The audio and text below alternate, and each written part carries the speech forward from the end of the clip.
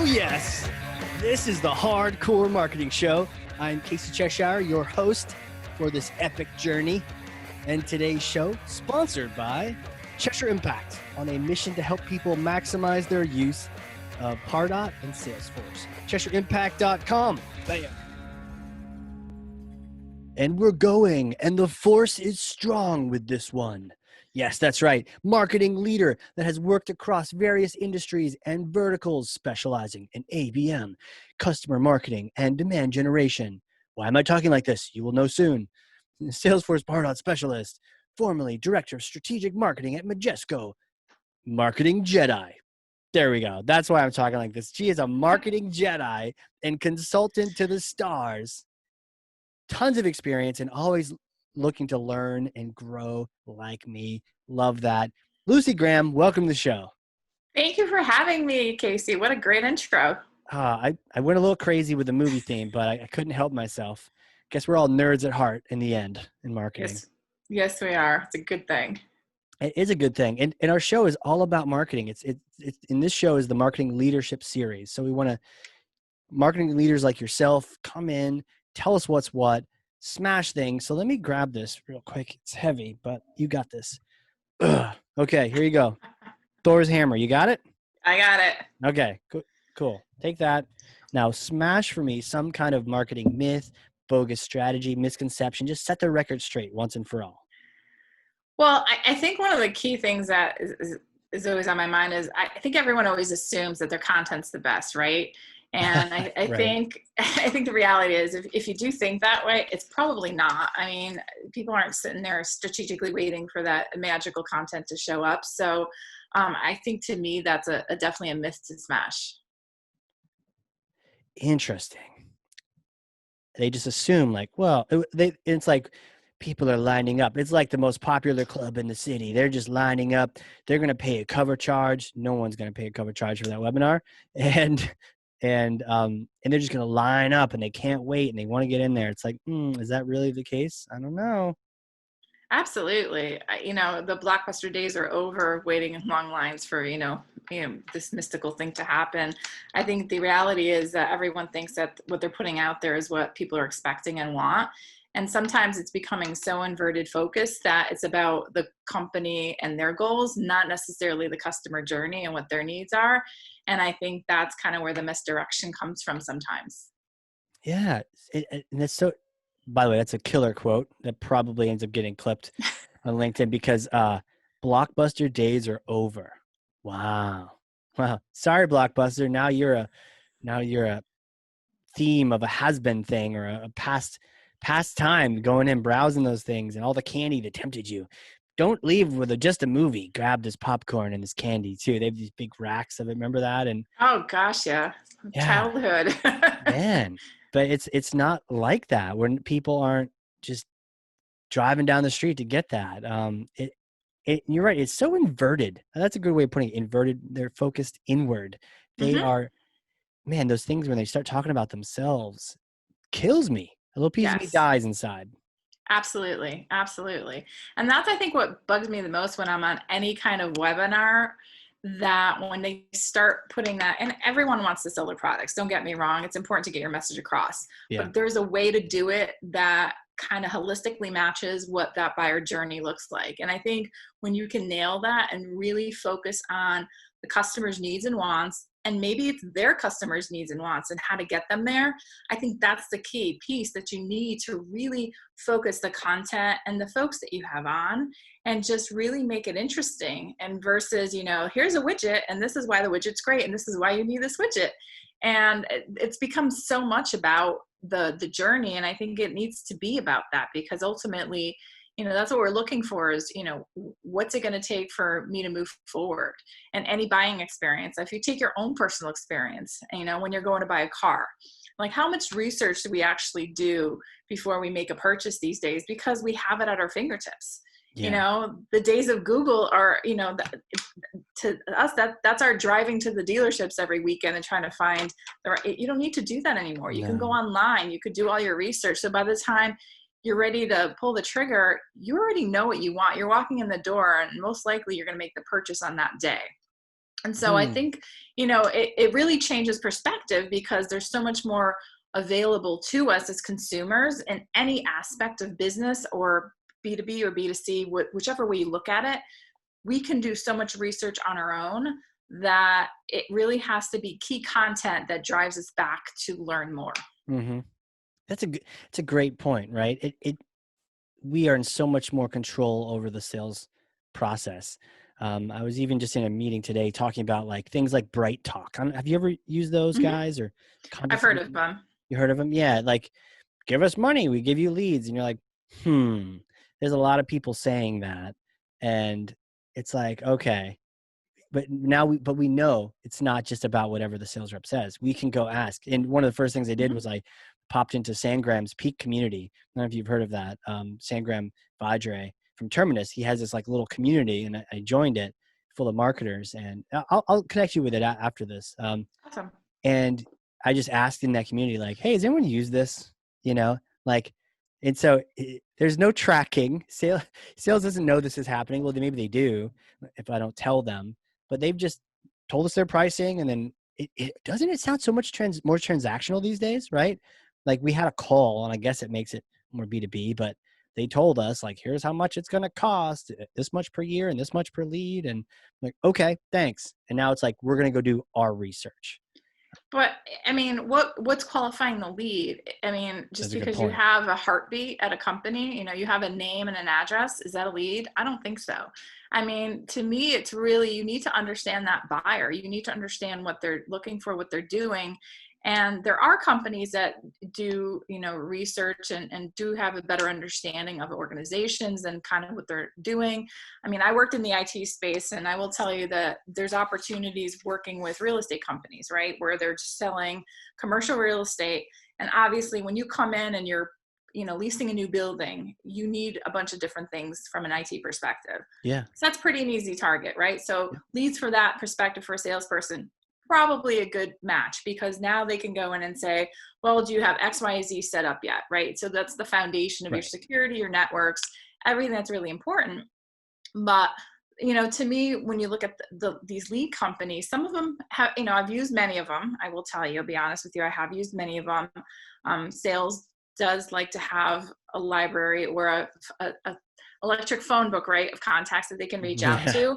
But to me, getting leads from things that you're doing, such as posting webinars and podcasts and digital marketing efforts that really get them to click forward, those are a lot warmer leads, because now you have an interest, right? You're speaking an idea that they may be interested in. And that's a way better foundation to kind of do the follow-up or get them into a nurturing cycle to really get some automation and some processes in place to really help them through that complete journey end to end.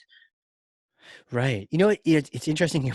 Like this is like such a timely topic, because that conversation came up, and you're so right. Like, what is a lead? Oh, we're going to give you 150 of them.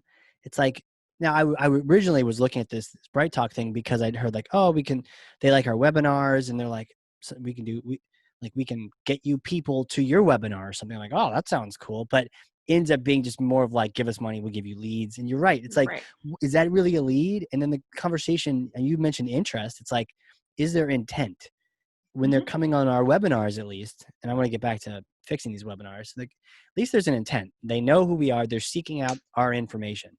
But like, just buying them from a site, like, is that even a lead? And I'm just like, I mean, what's the difference between buying a lead from one of these sites?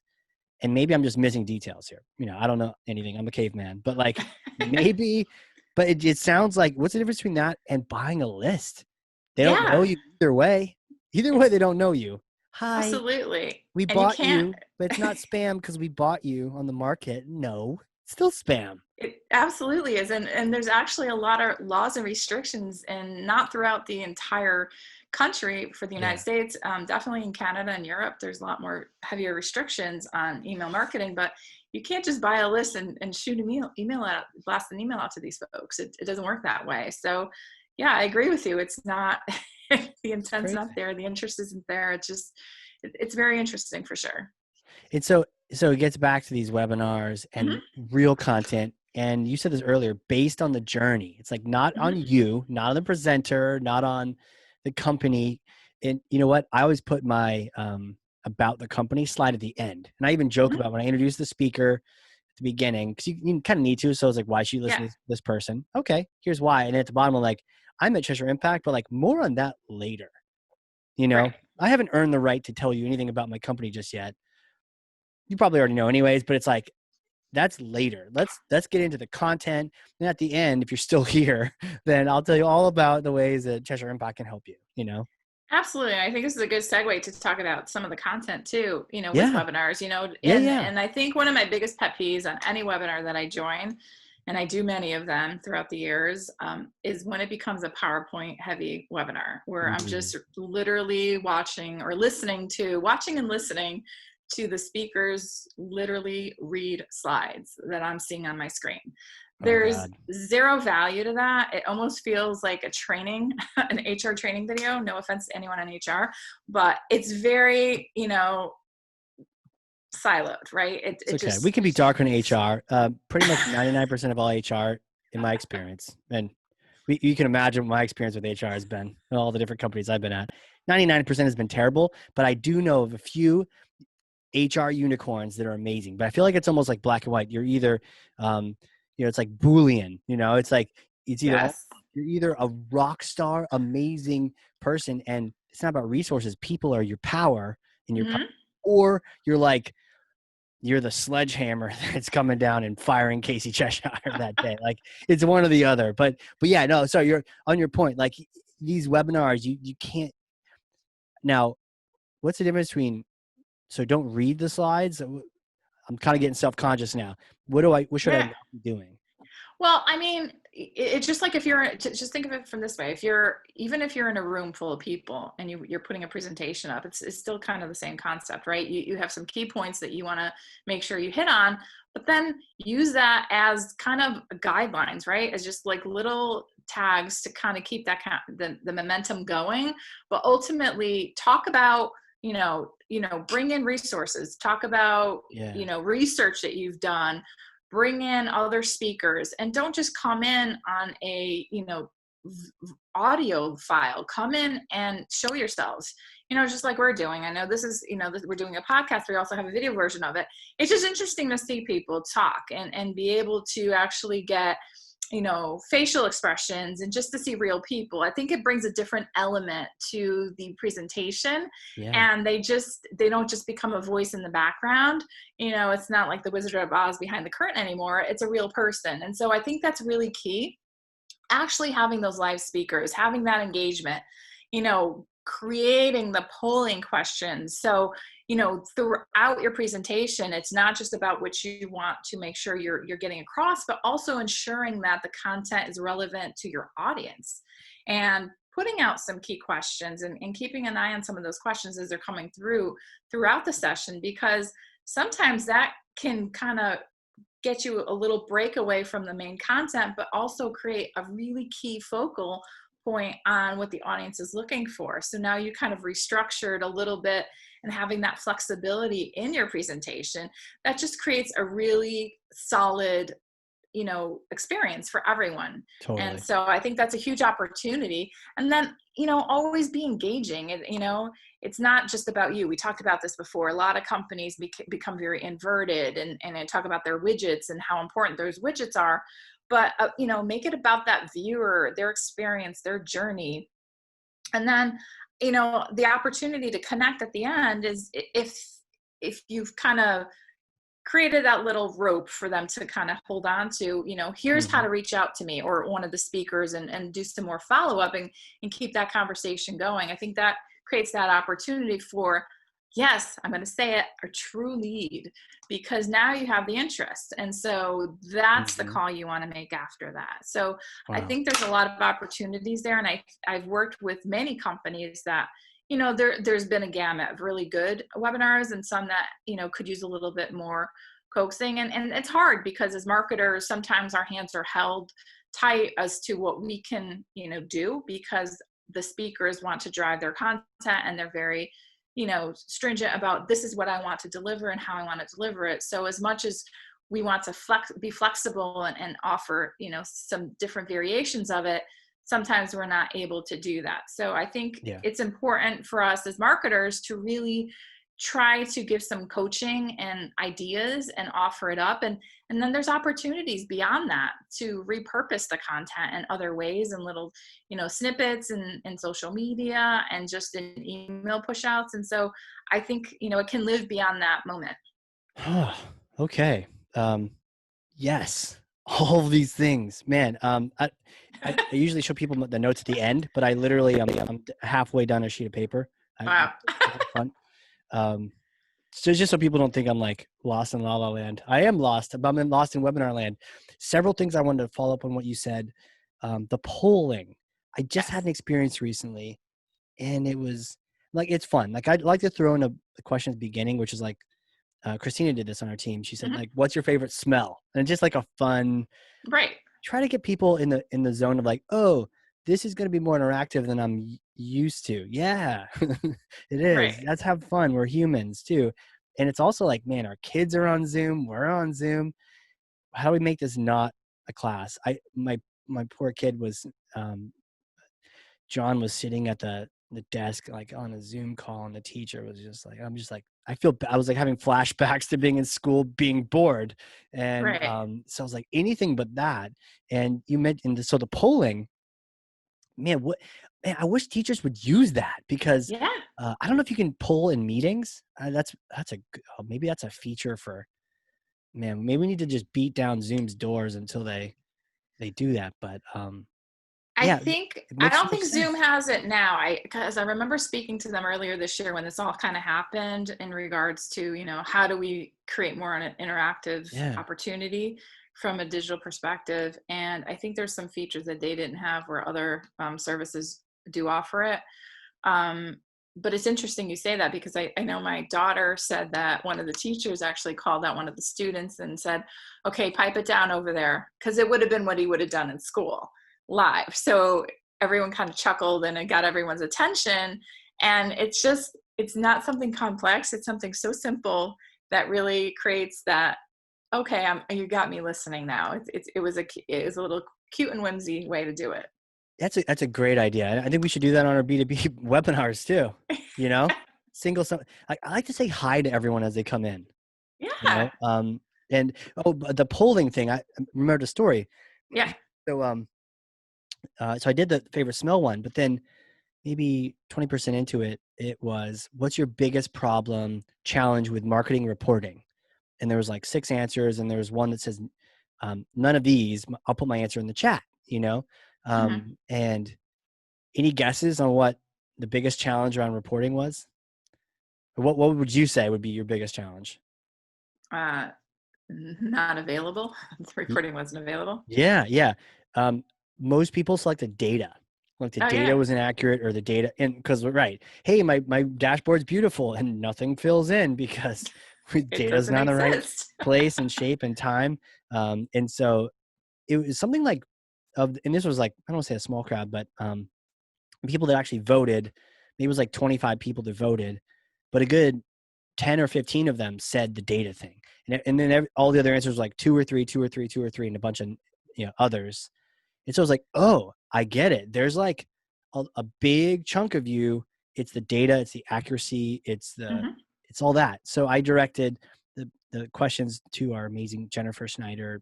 I was like, hey, let's talk data. Like, whatever Right. questions we have prepared, that can wait. Let's go over here. And it was beautiful. So your point is so spot on around the polls, but not just the smell one, but have a purpose to it Right. to actually redirect what you like. How terrible would that be if you had a poll and you like, cool, everyone said data. Okay, moving on. We're going to talk about this. You're like, dude, what an opportunity. Right. You can address that. Yeah, and then sometimes it leads you to the question, like you don't even know what your audience may direct you to what they want to know, and then Yeah. hey, it's kind of off the cuff, but you have the right people on the call. It's a great opportunity to kind of show your worth, right? Yeah. It's unprepared, it's natural, and it's real. And I think that's what's key. The way you talked about how you guys manage that data question, absolutely, you made it real, you made it relevant, and it wasn't planned. So I think that's key, because there's I think, we're sold to so much that when something happens that's more natural and real, it just makes it that more relevant to us as business people. It's a good point. You have to adjust on Mhm. the fly. Like there's no, and thankfully this wasn't like a slide deck. Right. There was no slide to it, so we could just talk to it. But even if there is, it's kind of like pause your silly slides and talk to what people are challenged by, or plan if you're the planner kind, just plan. Right. Maybe you don't have 6 options. So you don't have 6 choose your own adventures. Have 4 and have a slide for each. Maybe, you could do things like that to prepare. Absolutely. The best one is though when you're on I've been on pitch calls where I've had Hmm, specific questions for vendors and they can't give me a response. So it's clear what? at that point that they're going through their deck of this is what I'm presenting, and I'll have to get someone to get back to you with those answers. And to me, that just didn't feel like companies I want to work with, because I think that if you know your product well enough, you should be able to, answer questions at least some detail. Then obviously, if it's something more complex, if you have to get someone else on the call, that's fine. That's so normal. But when you can't respond to simple questions and because you're sticking to that deck, that's, to me, that becomes a very big sticky issue. I've been Personally, there. I've I seen don't like that. that. It's so wacky. Yeah, Big companies, especially if they don't know their product, or you're taking them off script and like, oh, we'll have to get a resource in to answer. We'll get 9 people to join the next call and answer. You're like, well, maybe you could have answered that on this call, because we're going to absolutely. have another call, Oh man, taking them off script like that. You also mentioned not reading it. And I don't remember where I heard this, but some famous person or someone had said that people shouldn't be able to, at least I think in our worlds that we're talking about with marketing presentations and things, they shouldn't be able to just take your deck and get the presentation from reading your slide deck. Correct. They shouldn't be able to redo the whole thing just from your notes. So the thing that came to mind for me was like a story. It might say Casey's giraffe story. By the way, I don't have a giraffe story, but I feel like I Right. need to have one. But but like it'd be like, oh, this, and that would remind the speaker, let me tell you a story about Right. this experience. But the experience isn't written down word for word, Right. and you get out of the mode of, man, the talk to a slide. Have you experienced those lately? I wouldn't say yes and no. I'll give you an example of something Yeah. I went through. A company I used to work for, we did onboarding. We had a huge inside sales team. And so each department would kind of do these it was either monthly, quarterly presentations, and we had huge onboarding groups. Hmm. And from a marketing perspective, I came in and I would talk everything marketing and how we worked with sales and how we supported their needs and created campaigns and spiff programs, etc. And Right. so I always had 4 core slides. They were topics. Like, these Nice. are the 4 things I'm going to talk about. I had visual things. So if it's field marketing, I had booth images. If it was content marketing, I had, website, social media, just simple things just to give them something to look at on screen. But I never went through slides. It was completely like, here's what we do. This is how we do it.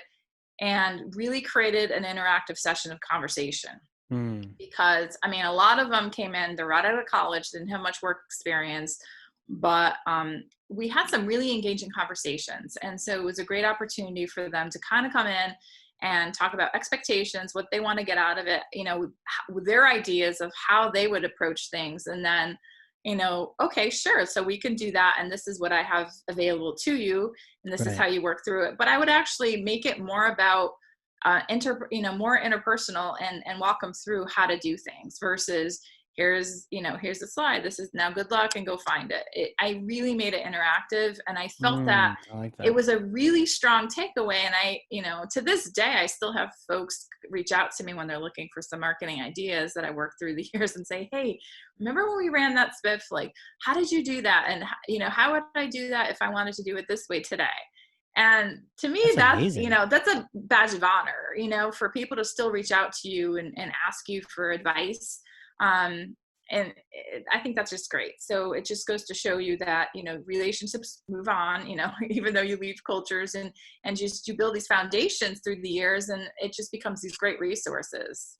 What are the secret nuggets to the success of that made people think of it years later, do you think?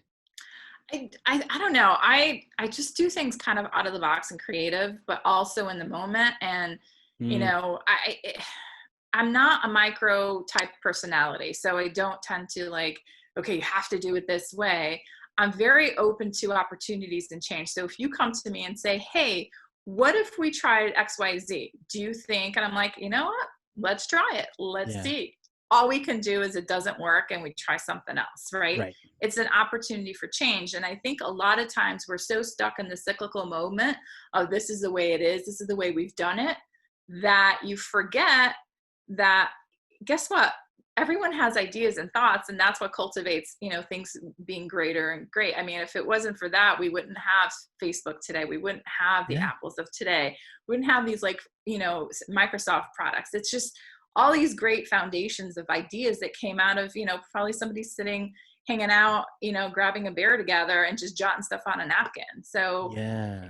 it's just, always keep that in mind and use your resources. You know, you've worked with people, you have, like, you know, art, you know, Casey, I sat on your webinars for years and, you know, reached out to you, we started chatting, and, you know, we've come to doing this together. It's Yeah. really awesome, it's exciting, and I know we'll be, you know, friends from here on out. And it's just these resources, relationships, like, people forget you can always, we're such a big world, and, you Hmm. know, there's so many people out there, just connect, you know, there's Yeah. ideas flowing. I'm part of many social media groups for different purposes. There's a marketing group, there's a email group for women, and we really throw out some great ideas. It's exciting and I love it because it just keeps everything fresh, and hearing other people's thoughts and sharing your thoughts, it just keeps that conversation going. Is You're that a always group? learning. Oh, sorry. Is that a group other women can join? Is that you could like throw out a Yeah, URL? it's through referrals, absolutely. So there, it's a group of women. I was brought in with somebody else,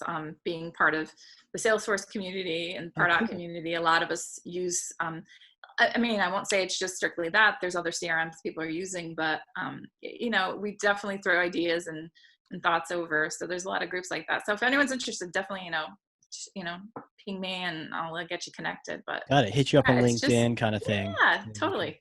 See, and see, you have to be listening at like minute 28 or whatever it is right now to catch that. But that could be like a powerful tip for someone to be able to get into. It's all about getting the engagement and the feedback of other people and picking their Mhm. brain on things. And you're right. You know, we started out in, you know, attending webinars and chatting, and it's great to, because we're all in this together, right? We're all peers. Like, I don't know anything more than anyone else, and we're all just trying to learn together and do that. So it's fun to connect on topics like this. I actually want to get your advice on something related to the Sure. webinars. So, have you ever looked at like or seen or heard of Twitch TV? I've heard of it. I've not seen it So myself. it's really interesting. I really recommend you check it out. Okay. Your kids probably know what it is. Yeah, right. You There are people that are playing video games and doing other things live, and there are I do people know. watching them. You do know it? Yeah. So my bonus son, I have two bonus kids. So my Bonus boyfriend's kids. kids. Well, I don't like Like, calling them step kids because step oh, okay, sounds okay. like. Because I was like, So bonus kids are my boyfriend's two children. They're both sure. in college, and his son, yes, Twitch is what he uses. He actually has his own site where he has followers. And he actually was in a competition last night where, you know, so he came over for dinner. He's like, I gotta go because, you know, we launched at, like, I gotta be home by 7 because we launched at 7:30 and I gotta be ready to go for this. And I'm like, what do you, he goes, you guys can watch me. And it's the craziest thing. So my boyfriend was watching his son and he came in and he's like, he won. He came in, like, I think it was like there was 5 levels and he came in, I think, second place the first 2 rounds and then first place the last 3 rounds. So he ended up winning the whole thing. But yeah, it's amazing what's out there right now. But Yeah. yeah, so that's what Twitch sounded familiar to me. That's what it Okay. is. He's used his Twitch for that. So he's a big Right. gamer. Right. Right. And so and people can just watch you play games. Hmm. And Correct. people are like, why would anyone want to watch people play games? Hello, we watch people play football all the time. The whole Correct. video game industry has been interesting. I think maybe it's generational, but um, or you just got to get into games and you're like, whoa, cool. But I found there's a Twitch streamer for any game style and Hmm. type. And so there's some, I like more of the strategy kind. And so Correct. there'll be some people that will like do that. But what I like about it is if I don't know if I want to buy it or not, back to buyer research, I'll go watch someone playing it. Right. Be like, oh, this is not nearly as cool as the demo. or it is, or this is cool. I like the mechanics of it. I'm going to buy it. And now I know a little bit more about it. So I won't just completely suck when I do it. So I've kind of experienced that. But what's crazy is it sounds like bonus child. What's cool is I was thinking bonus child, like you go to the hospital, you have baby, you come back We with gave you two an and you're like, extra. wait a minute.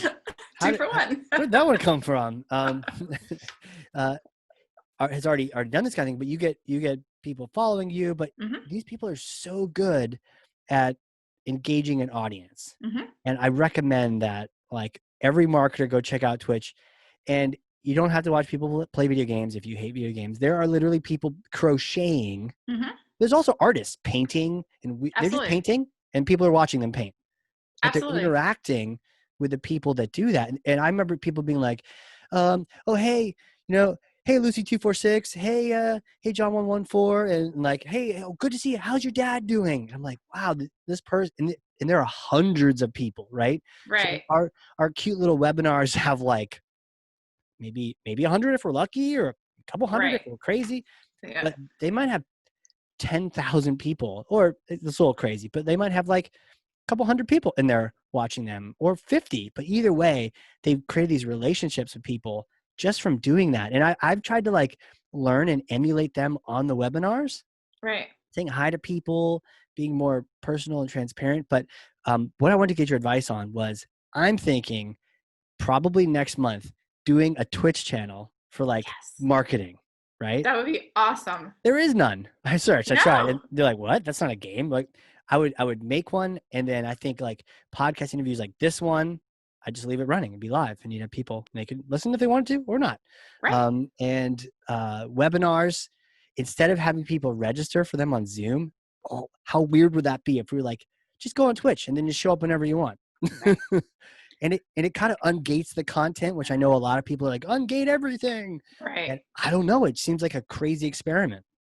I think it's really cool though, because I think when you're talking about generational, I mean, even, I'm not going to date myself, but I know people in my generation that are big gamers and they still game. Yeah. And especially this year, I mean, let's face it, it's something to do. Yeah. And they're following folks on Twitch and they're getting, because they may have gotten rusty through the years playing those games, to get, tools and tips of, how to navigate through different levels. And Yeah. so, but the younger generation, our millennials, they're definitely Twitch users. I mean, that's why Twitch and TikTok and all these other platforms have become so big. It's accessible when you want it. And I think that's the key is, getting engagement to people so they can access it when when it's physically possible for Yeah. them to do it. When, it could be 4 a.m, it could be 2 o'clock in the afternoon. It's when they want to do it. So Right. I think you're right. I think it'd be interesting to do this whole marketing piece on Twitch. Yeah. So you see what happens. And like, I'm getting kind of old, but I feel kind of young. Like you're as old as you Yeah. feel, and I feel like a preteen, and I look like a old man. It'd be interesting to try to see if you can't. But it's an interesting experiment because the audience, I guess, like marketers aren't really on Twitch, but it'd be interesting to see if I could Right. get them on there for their own research purposes anyways. But I mean, it kind of runs against like, well, they're not on there. The path of least resistance isn't to have them on there, but maybe that friction, if they can just get over the hump once, they can just Right. log in and go get every webinar. So it's almost like an unlimited pass to get every webinar, every podcast without having to register for anything ever again. So maybe Right. that's the sales pitch, is like that, because it is a hump. It's like, oh, what Twitch? Like, oh, I have to sign up. Right. I don't want, it's free, but it's like, oh, can we get people Right. to make that jump and register for account they've Yeah. never used before? But think of it like all the social, all the social sites that we signed up through the years. Like you always True. said, I'll never do this. I'll never do Snapchat. I'll never do Insta. I'll never. Yeah. We're on all True. of them, right? Because, and why are we on them? Because our kids kind of drove us to be on them, because our peers have been on them, because businesses that we love are on them. And so in order to stay interactive and on top of information, I think I find more information on companies through social media than anywhere else in doing research. because it's relevant, it's timely. I can see how on top of things that they are when I'm interested in something. Yeah. And I almost feel connected. And I got to tell you, I love when people interact, to your point. So whether you're following a celebrity or you're following a company or you're following, Casey, Cheshire, it doesn't matter who it is, but when they respond back to you, there becomes that personalized engagement, and it's an excitement. It's like, oh, they know I'm here. This is cool. And Yeah. so that's awesome. It again becomes part of that personalization, that journey. It just, engaging people. And I think that's what we're lacking so much. We're in such a kind of transactional world where we're just kind of pushing things through Mm-hmm. that, we forget. We're so used to texting. We're so used to, sometimes pick up the phone, make the phone call, jump on a video chat, see the person.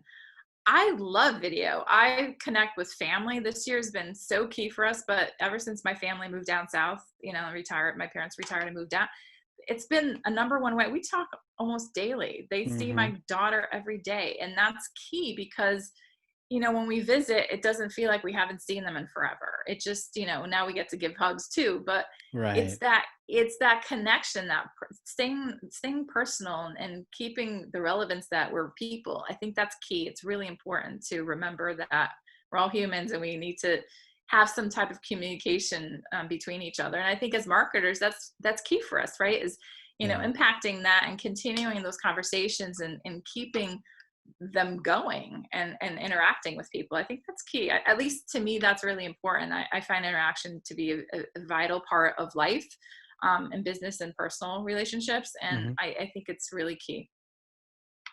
Boom. There it is. It is key.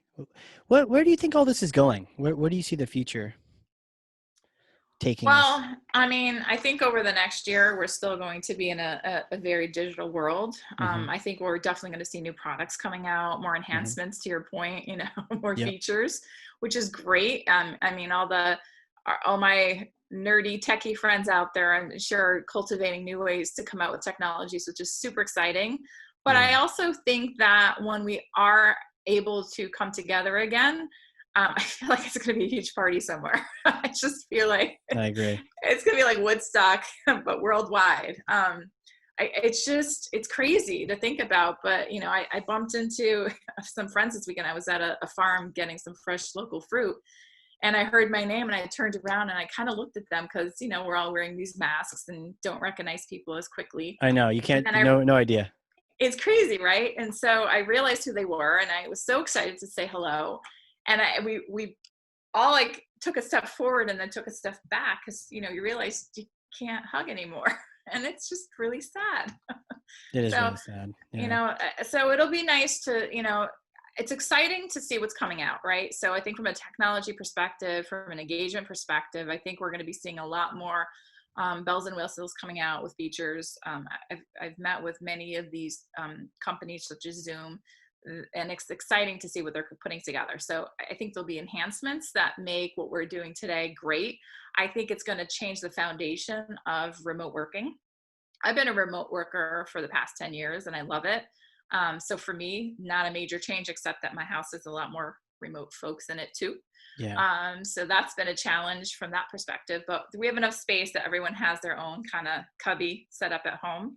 But I think employers are now realizing the value of work from home employees. And I think that if anything happened this year, I think that is an awesome thing, because I think a lot of companies did not realize that, well, they don't want to commute in, or they're too far away. I think a lot of times when we're working remote and we're, on our own kind of timeline, we're not working 8-hour days. We're probably putting in 10 to 12 or more hours. We're working off hours. We're working over the weekends. We're Mm-hmm. really working on projects that need to be completed. And there's really no timetable on that. And I think when you're in an office, you come in and you leave. And a lot of times when you leave, you may get back to things, but you may not, because, then you kind of impact your life. When it kind of meshes into one, you become more flexible and you're intertwined to two things. And I think that's key. And it creates a nice work-life balance. It gives you an opportunity to actually see your family more often. but also have a higher value add of what you're doing. Yeah. And I think so. To me, I think, and I've heard that from a lot of people, that I know I have friends who are anxious to get back to an office. They can't stand being in a silo. I like it. I feel like it's more productive sometimes when you're in an office, and it's nice to be in an office. Don't get me wrong. I like still going into an office occasionally, but Yeah. when you're there day to day, that water cooler talk becomes like half your day. And so, or Mm. people popping in your office and chatting, and it pulls away from your workday. So when I'm working on projects, I like to be focused. And so being remote allows for more of that. But it's been definitely a different, different scene this year. So I'm excited to see what else comes out. And then next year, hopefully we're in a better place soon. And I think 2022 is going to be a big year for, I managed a lot of field marketing events. I think that'll be a big year for things to start really coming back and in Yeah. person. I know they're doing a lot of spaced events right now with social distancing, but there's limitations. I think people are so fearful to travel. So I think 2022 is definitely going to be a big year for events coming back more broadly, hopefully. So I'd be interested to see what comes down the path. Yeah. When you were talking about 2022, I was like, wait, what happened in 2021? So what do you think? Is that kind of a transition year? I mean, I people think aren't really so. going back too soon. Yeah, I think it is. I mean, from what I've heard already from many of companies, at least near me, in certain verticals, they've already made a pact to say we're not bringing employees back to office. Let me start over again. At least in my area, where I am, I have a lot of big companies near me and in a specific vertical. And I've heard from many friends that work there in these different companies that they've already been told March or April at the soonest that they'll be having people in office. So I think, there's huge cost savings, obviously, that we've heard Yeah. of. It's amazing. I can't remember which company was on the news. It's like $19 million in savings this past quarter for Cheers. not, it's amazing. So I think it'll be a different workforce. It'll be a different work style. So I think we'll have some flexible work schedules, which is interesting because, I think companies have tried to do that and it didn't really work. So I think it'll be interesting now to see, maybe it'll be like our kids are doing the hybrid. Maybe it'll be hybrid work models where, a Oh. couple people come in maybe, 2 days a week, and then the other half of the group comes in 2 days a week. So depending what Hmm. department you're in, maybe we'll see a hybrid work model next year. I think it'll be a transition year. I really do. I think there'll be hybrid work models. I think there'll be still a lot of people from a remote perspective. I think until we have a stronger foundation on being able to be out in public from a safe perspective, I think we're still seeing, a smaller slowdown to be kind of live and active again. But, time will tell. Things change Yeah. on a daily basis. I mean, our state's doing really well. Um, Yeah. it's Ours too. exciting. And so so New England's doing great. And so it's exciting. I think we've kind of followed these mandates. So hopefully we can continue that path across the country, and we'll be back to normal sooner than later. Yeah. I'm actually, I posted on Facebook yesterday just to my, local folks. And I was like, I'm good job, America. I'm proud of you guys. Like the numbers are going down, and New Hampshire is crushing. I'm looking up, Google has this great thing when you type in like COVID numbers in Yeah. search, it gives you this little interface and it tells you your state. Oh, wow. You guys are doing better than we are. Look at that. Okay. What even happened? I don't know. That looks crazy. It can't even be right. Bunch. None. Yeah. The past like 3 or 4 days, you've literally had 0 new cases in Connecticut. Yeah. Literally. It's people have been really sticking to it. So anywhere you go, it's, everyone's wearing their Yeah. masks, and, and nothing's super crowded. So it's exciting, Could be except, a reporting thing because every now and then you have like 100 or so. But yeah, I think it's definitely numbers coming in time wise, because I I think so. know, Yeah. like different. I think there was 5 different school districts that reported this morning that they've shut down because there was one person who tested positive, so they kind of Mm. halted everything to just wait and see. So I definitely think that has impact on those numbers. But overall, I think New England's definitely leading the pack across the country. Yeah. So it's exciting. Is We'll it is take it that. is it because it's usually cold up here and we're all kind of mean to each other and we don't actually want to hug? Maybe is that we, it? we stay in our houses anyway. Yeah. Yeah, stay in our houses. We don't like to associate with anyone. We're all jerks. So not true. So So not not true. I true. miss I do too. socialization. I miss seeing my friends. I miss going to music show, to theater and music. I just the things that you did on a normal basis. It's sad. I miss going to the movies. We used to go to Yeah. movies like multiple times a month. Yep. Now, it's great. You're able to get them at home, but it's not the same experience. I want to pay No. $20 for a tub of popcorn. It's exciting. Right? Like, are we kind of like jonesing to get back in and pay some money? I don't know. Like, they got to survive to make it. They're like AMC, didn't they? I Like, know. I don't know.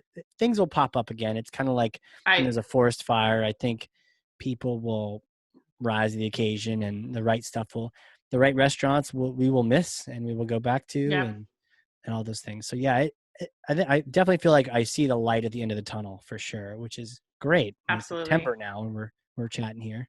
So yeah, good stuff. Yeah, who are you? We've got to known each other for a bit, but take me back in time, like little Lucy days. What was it Oh like? my goodness.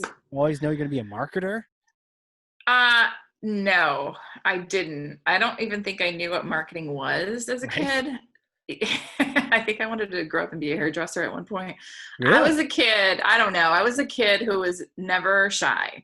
I had an uncle who had a band. And so I remember just kind of hanging out in my grandmother's basement and like listening to them jam out and practice. Wow. And then going to like their shows. And it wasn't like, it was, I'm Portuguese. So it was a Portuguese, like, cover band. It wasn't like Um, death metal, it right? You're wasn't like an death metal, no. 8-year-old going to But death metal concerts.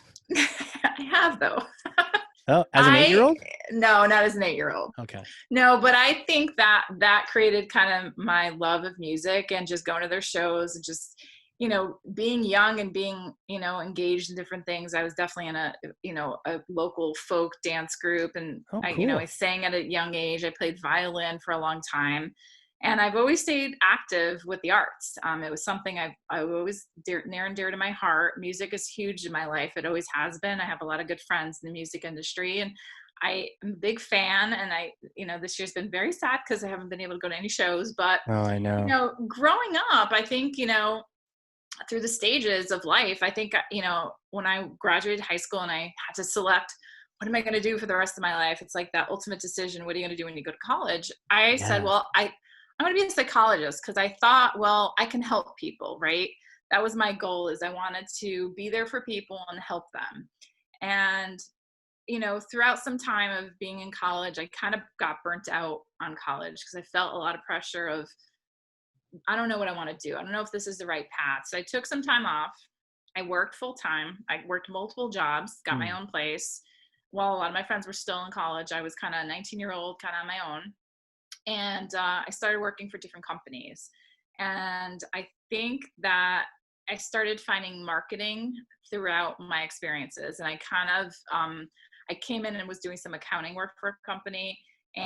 And So you're just getting I, stuff done. Like you just went right to I like work. yeah, I just went to Yeah. work. I just did what I needed to do to survive.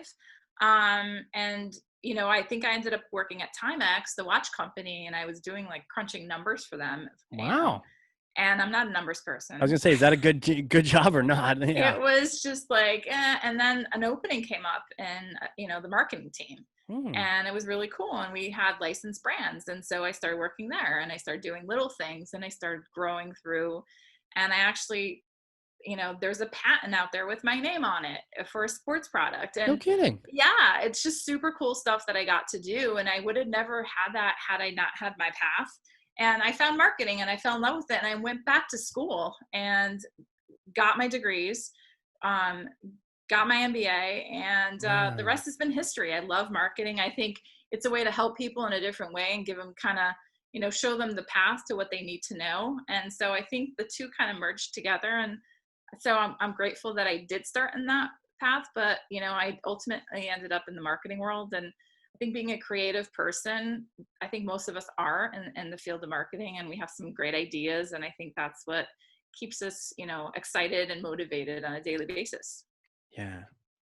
What a cool way to experience. What's the patent? What kind of, So it was, I don't know how much I could talk about, but is it like it was, classified? Did you invent some like black ops? no, it's not Black Ops. It was just kind of a way to hold the product together. Well, this won't be aired, right? I could tell you, like, Oh, well, tell me afterward then. If yeah, it's some crazy thing. Cause yeah, I don't want yeah. weird people coming to my Yeah, house. I don't know what I signed, so I don't know what I can say and Good talk point. about. When in doubt, right? Yeah. We heard your podcast. Oh We'd get God. sued. Casey, can you please cut that out of the podcast? Yeah, no problem. Cool. Yeah. Okay. So you invented some really badass thing though, or you were part of the team that did it. Is that what happened? Yeah, no, actually, we worked with designers all over the world. And so together ideas, you're always cultivating, what's going to work for the customer, what are their needs, Yeah. and just being at live events and talking to customers and understanding their needs. I came back and I talked to one of our designers and I said, what if we did this and this may help them and this, and so we put something together. And so we designed it together. Obviously I didn't draw it up, but I kind of Right. gave the feedback. So my name was on the patent with it. And so that's kind of, and it's still out there in the marketplace. And a very, very famous company actually borrowed the concept as well. So it's kind of cool that I see it across multiple brands now. Yeah. And that's something I was part of the team that put that together and worked on. So it's exciting. That is exciting. But again, it comes back to that whole like just creative flow and where you get your information and resources. I mean, it's never where you think. Sometimes you're out shopping for new towels at Bed Bath and Beyond and you see Mm-hmm. something and it's like it strikes an idea. So it's ideas come from everywhere. It's always changing. So for me, I don't know, things come to me and I love having my cell phone because I take notes when I think of things and I'm just like, oh, this would be really cool for blah blah blah. So That would be really cool. Wow. Wow. You never know. Like, you can invent things. And do you still play the violin? I don't, and I'm so sad that I gave it up. I still have it, but I just, I played for such a long time, and I think it just became this like, oh, it's not a cool thing anymore. And Mm. then I met a friend who played electric violin, Oh, and so I was like, oh, that's so cool. I wish I had kept playing because I didn't know that you can go that route, and that's way cooler than just traditional. But I love hearing violinists play. I think it's such a beautiful instrument. Who knows? Maybe someday I'll pick it up again. It's very relaxing to listen to. But it when you're doing it just, right, it is right. When you actually doing. yes. When you're learning, it's a little bit tough, but Man, crazy. Well, I have a hypothetical for you. If yeah. you could go back in time in my time machine that I might have in New Hampshire, it's in the backyard, covered with a tarp. If you could go back in time and talk to yourself, and you can pick a time, it's right around when it's right around when you're starting that work Hmm. before you discovered marketing, that kind of thing. What kind of advice would you give yourself? You're meeting Wow. yourself. It's crazy. I think if I can go back in time and taken a different direction, I think I would have stayed down a different path. I think I hopped around a little bit. I think my personal life took some, when you're young and you don't know what you want to do, you kind of shift a little bit to learn. Totally. And knowing now what I do know, I think I would have stuck through some of the things longer and tried to get through those humps for a better opportunity on the outrun because, there's things that I love doing that, you know, it's hard, because you can't go backwards. So now Right. it's just moving forward and finding them again, right? So looking for that new opportunity and taking that, extra piece of oh, how can I engage this and how can I do that? So I don't know. It's I think my path of where I've been and how I came to makes me who I am. Mm, So totally. it's like that whole thing is like, if you could go back to high school, I wouldn't want to go back to high school. Mm. Like been there, did it, High school kind of sucked. I don't know. It was well, whether okay. it was good or bad, it happened, It right? Like, I don't happened. want to Yeah. relive that. So to go back to my younger self, I definitely think there's things I would change slightly. Would they have different outcomes? I don't know. Maybe they would have the same outcomes. It's an interesting theory, but I think what makes me me is that I've had trials and tribulations and I've come, through them. and always sought the positive in everything as an opportunity. So I think it's exciting, and I'm always up for the challenge. Yeah, it's a really interesting question and conversation because uh, literally no one ever, maybe it's just because the caliber of people that I chat with on the Right. show, but no one ever has been like, I would literally go back and change this experience. Maybe it's because they're all zen or they're all exhausted by the time we're to the Right. end of the podcast. But the idea, you're right. I think everyone kind of realizes that it shaped them, it reflected them in some way. I think a lot of times what we might tell ourselves is how to just like keep doing that, almost like smoothing out the edges, or maybe just feeling better about the process too. Like, Hmm. don't worry, this is going to turn out, like Right. keep working hard, or, you know, really appreciate this, you appreciate this, but still do everything you're going to do. And no one Right. has said like, I would undo X, Y, and Z, because you learn from those experiences. Right. It makes you who you are. When things are going well, you don't necessarily learn from it. You just think you're amazing, Right. right? I Company's get it doing well, goes you're like, I'm amazing. And then goes when it's back to not that doing well, yeah, content theory, right? Like my content's the best. right. Yeah, when everyone's attending your webinar, you're like, wow, my webinars are great. No, they're not. For some other reason, people are attending these things. They're bored. Um, but when it's tough, when they have options, now it's like, do they actually want to attend and engage, that kind of thing?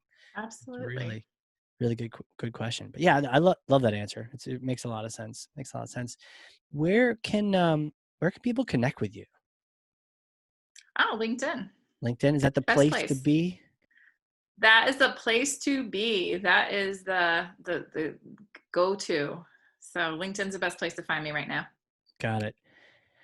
And what do you think? You taking on some marketing projects? If people are, because I know you're a consultant to the stars now. I don't know. What do you think? Do you want to go by client side or agency side? Do your own thing? What are you thinking?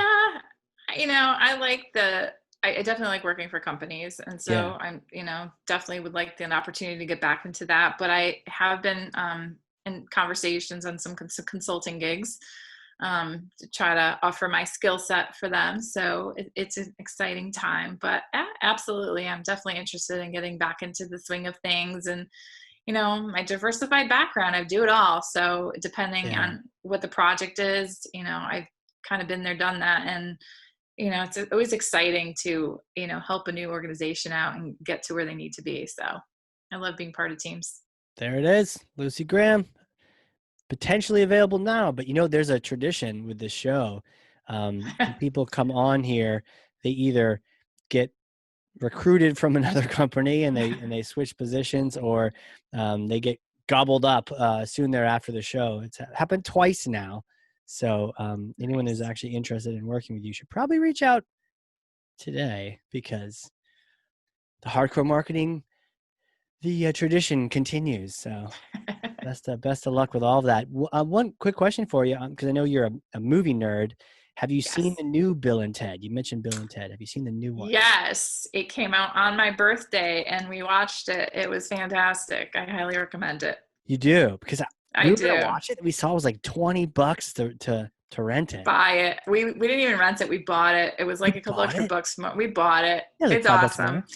You know, it brought back to my childhood a little bit, and it was Yeah, just fun. And for 2 hours I just laughed and giggled and nothing else came to my mind. It was just a really nice time, and I think that's what we all need right now, is some yeah, mindless humor.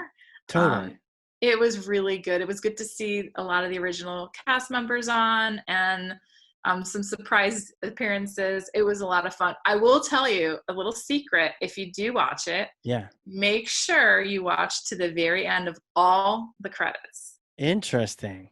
Yes, that's all I'll tell you. But make sure you watch to the Interesting. end. See, now I'm sold Yes. on it. I was like, nah, I'll wait or something. But I'm like, hey, have a night of it. You would spend that much, and that's probably why they price it that way. You do this, Yep. you went out to the movie theater, you'd buy the popcorn and you'd buy the this and then that. The popcorn's, 25 Yep. cents. You got a bag of it in your closet. So just whip that thing out and That's cool. You think it's worth buying it? Would you watch it again a couple times?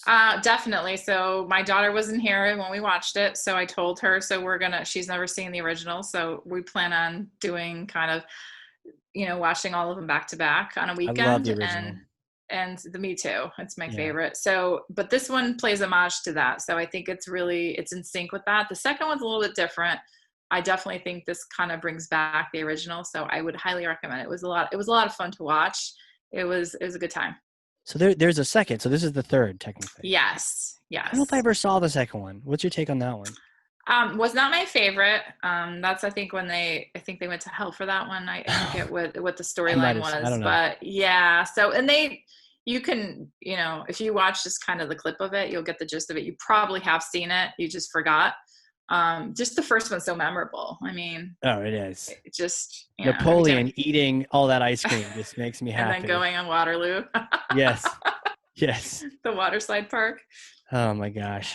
That was great. Yeah. Okay. No. Cool. Is it like what, I don't know what the rating is, but like, is it cool for young kids, you think? Or how young? I think so. I don't really crazy. not that I remember. Yeah, I don't think so. I don't know what it's rated, but I think it's it's definitely family friendly for sure.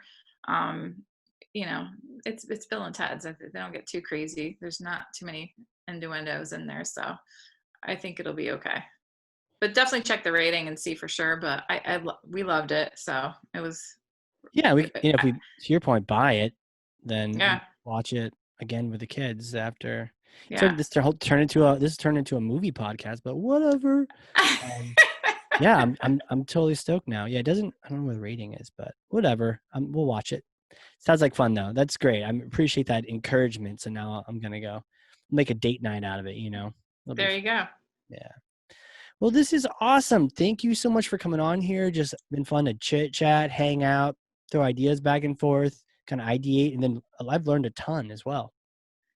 Great. Thank you for your time. I appreciate it. It was a lot of fun to do this. Yeah. And, for the people listening, if you've learned something, and I know you have, because I literally have 2 pages of notes. The pages, they filled in now. They filled in. I have so many notes. I learned some stuff. I know everyone else did. Share this on LinkedIn. Tag Lucy, tag myself, start a conversation. That's how you do thought leadership. That's how you create a network, especially those looking for work, looking for jobs. You create that environment on LinkedIn where people are not retweeting. They're sharing your stuff. They're commenting. They're engaging. Engage with other people, and they will engage with you. And this is a great way to do it. Share what you've learned from this podcast, what you learned from Lucy. Tag her in it. Give her some props. Give her some thank yous. Send her notes on LinkedIn. And yeah, that's all I got. Thank you again. This has been fun. Thanks, Casey. All right, everyone out there, this has been the Hardcore Marketing Show. We will catch you all next time.